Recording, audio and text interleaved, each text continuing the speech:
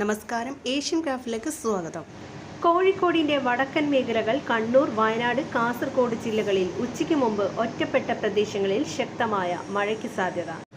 ഇന്ന് രാത്രി മുതൽ കർണാടക, മഹാരാഷ്ട്രയുടെ തെക്കൻ മേഖല എന്നിവിടങ്ങളിലും ന്യൂനമർദ്ദത്തിന്റെ ഭാഗമായി മഴ ലഭിക്കും.